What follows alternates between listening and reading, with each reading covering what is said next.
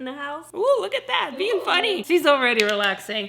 Hi Mayans, and welcome back to my channel. If you're part of that 80% who haven't subscribed yet, please consider subscribing down below by hitting that subscribe button. And don't forget to hit the notification bell, because then you'll be notified when I upload new content. And as always, my socials are down below. Please consider subscribing to my Instagram, my Facebook, and my Twitter. Now, as I alluded to last week, I have decided to bring on, with her permission of course, the woman I am currently dating. And her name is Chantal. So in preparation for this week, I asked all of you to send us questions. How are you feeling? Nervous. Let's be nice to her, and let's be super complimentary in the comments as well. We've only been dating for how long? I think it would be interesting to find out the time that you say and the time that I say. December 16th. We're actually the same height. She's just... I'm 5'3¼ Okay, I'm only a couple inches taller than you. Okay, I like that a lot better. If you're gonna keep rubbing my arm like that, video is gonna be cut short and we're gonna go to the bedroom.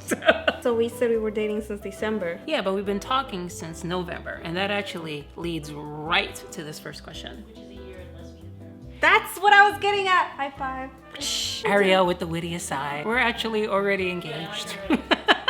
We met on the Her app. Those of you who are jealous because you wanted this hot stuff, I'm sorry.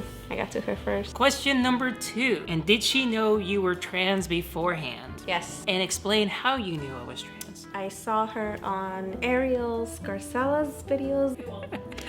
Thank you, Ariel. Thought you were very attractive and hot and sexy as could be. But then you subscribed to my channel, right? I did. Not only that, you'd actually swiped right on me on her before, and Yes. I didn't actually respond to that either. Nope, rejected. You were persistent.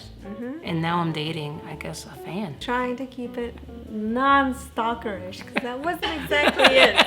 I wasn't an obsessed fan. No, she was not. I was a gentle fan. Here's the next question. Who asked who on a date? We talked about this the other day. We did. There's a little- Almost as if I knew this question was gonna come up. I asked you twice. Technically, that's true. And I said no. I felt so bad about that just to let her know that it wasn't because I didn't want to date her, I then was the one to ask her out on the actual dates. What? Wait, what do you mean? So- But doesn't that constitute me asking first? Yes, but the date we actually ended up meeting on, I asked you out. Yeah, but that still means I asked you. Okay, I'm not disputing that. I'm just giving people the timeline of events. This, I think, is our first fight on camera. I asked her out to Disney Springs and we met, and it was a great date. Some of the most fun I've ever had meeting somebody for the first time. Any awkward first date stories? Yeah. You were like an hour late. Typical. If you remember, I sent you a diagram, like lines and things, and like, this is where I'm gonna be and everything like that. And you were like, excellent first date instructions, or excellent. is. It was great, right? I loved it. You still went the opposite direction. I did.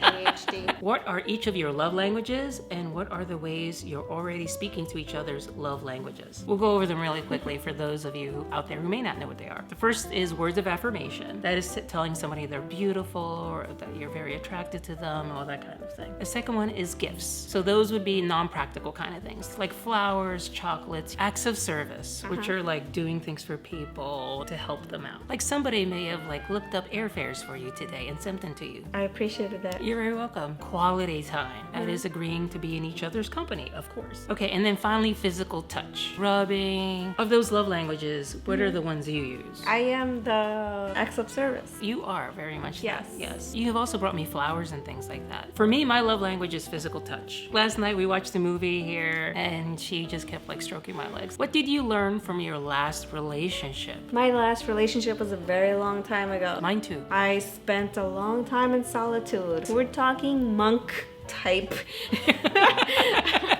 Meditation and masturbation. So that's what gets you through those years. I learned that I often went at the pace that my partner or significant other wanted to take, and I realized that that wasn't the pace that I wanted to take. I realized that wasn't the pace that fit me and that they went too fast, and I said no more. I like that answer a lot. It really needs to be a mutually agreed upon the speed you go at. Do you know what's another valuable lesson? What? You have beautiful lips. Excuse me, folks.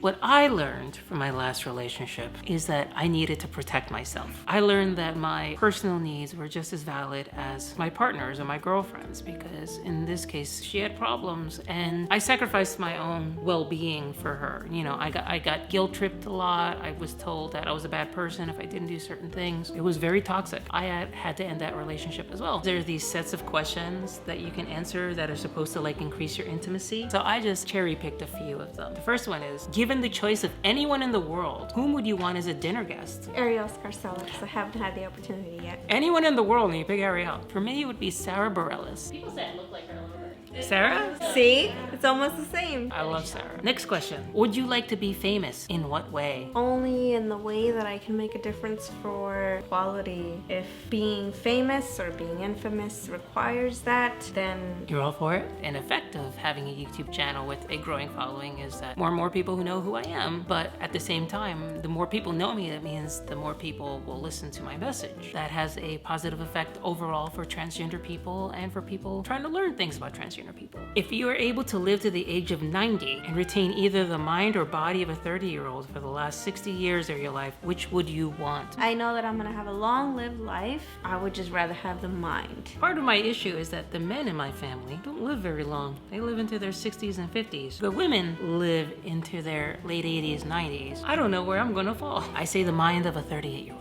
Is there something that you dreamed of doing for a long time? Why haven't you done it? Yes, there is actually. Enrolling in a dance class, and I have not done it. And part of it is my own insecurity with my body. But it is a goal of mine. It will happen one day. I've always dreamt about going into the STEM field. So financially speaking, it was easier for me to take the route that I've taken. I just wish that I could have dedicated that route equally to science, math, and technology. If you knew that in 1 year you would die suddenly, would you change anything about the way you're now living, and why? If I knew that that was gonna end in a year, then I would possibly pursue my lifelong learning less and dedicate more time to a significant other like you. So I would change that. Everything else would stay the same. I would stop worrying about money, cash out all my retirement funds, and just like live it up for that year. Eat whatever I wanted. I would go traveling around the world. Be a hoe. My friend Amanda's here and she said she'd be a hoe. I would be a hoe too, but I'd be a hoe for you. Anything you'd want to do. Can I'd we be role yes. play this tomorrow? Yeah, Pretend sure. like we're gonna It'd be die in like- a year and yeah, just it'd go be like- for it. Shanti's put on her glasses because she wants to be able to see. Your house containing everything you own catches fire. After saving your loved ones and pets, you have time to safely make a final dash to save only one other item. What would it be? As much as I hate to say this, I'd have to say my phone, because at the end of the day, it is a smartphone and it creates all the pictures and all the everything in my life that I do not have in physical form. I would say my computer hard drive. As long as I have that, I have all my backups, I'll have everything I need. Tell your partner what you like about them and be very honest, saying things you might not say to someone you've just met. I like that you understand me the way no one else ever has. Oh, that's very nice. That's very sweet. What I like about you the most, that you treat me as a woman first. There's a lot of people out there who even doubt that. The fact that I'm transgender is just peripheral. More woman than I ever will be. I don't know about that.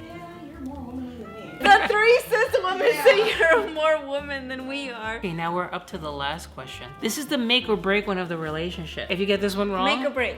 Hands down. we're going to break up right now. Pineapple on pizza, yes or no? Pineapple on pizza? Pineapple on pizza as a topping, like pepperoni, pineapple. In New York? No. In Florida? Yes. Which are you going to go with? No. No. No. I agree as well. Pineapple has no place on pizza. I'm from New York. I actually love pineapple, but warm on pizza is really weird. Okay, good. We can stay together. High five. Thank you.